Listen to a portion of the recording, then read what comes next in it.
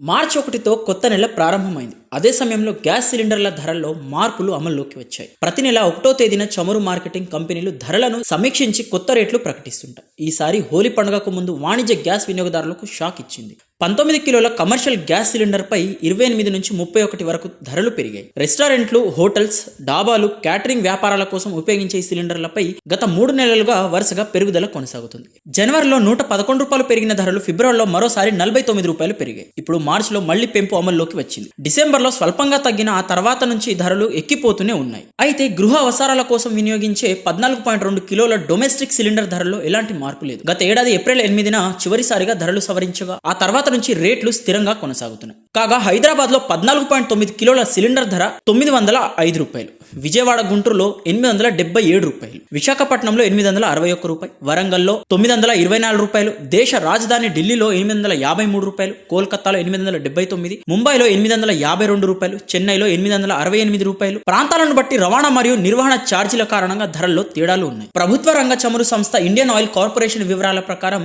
ఢిల్లీలో 19 కిలోల సిలిండర్ ధర 1768 రూపాయలు, కోల్కతాలో 1875 రూపాయలు, ముంబైలో 1720 రూపాయలు, చెన్నైలో 1929. ఈ పెంపుతో వ్యాపార రంగంపై అదనపు భారం పడుతుంది. కమర్షియల్ సిలిండర్ ధరలు పెరగడం వల్ల రెస్టారెంట్లు, హోటళ్లు తమ వ్యయాలను పెంచే అవకాశం ఉంది. దాని ప్రభావం భవిష్యత్తులో ఆహార ధరలపై కూడా పడే అవకాశం ఉందని నిపుణులు సూచిస్తున్నారు. అయితే గృహ వినియోగదారులకు మాత్రం ప్రస్తుతం ఎలాంటి అదనపు భారం లేదు. అంతర్జాతీయ ముడి చమురు ధరలు, డాలర్ మారకం విలువ, రవాణా వ్యయాల వంటి అంశాల ఆధారంగా తదుపరి నెలల్లో ధరల్లో మార్పులు ఉండే అవకాశం ఉంది. మొత్తానికి హోలీకి ముందు కమర్షియల్ వినియోగదారులకు ధరల షాక్, కానీ గృహ వినియోగదారులకు తాత్కాలిక ఉపశమనం. గ్యాస్ ధరలపై మీ అభిప్రాయం ఏంటి? మరిన్ని తాజా అప్డేట్స్ కోసం మా ఛానల్ను ఫాలో అవ్వండి.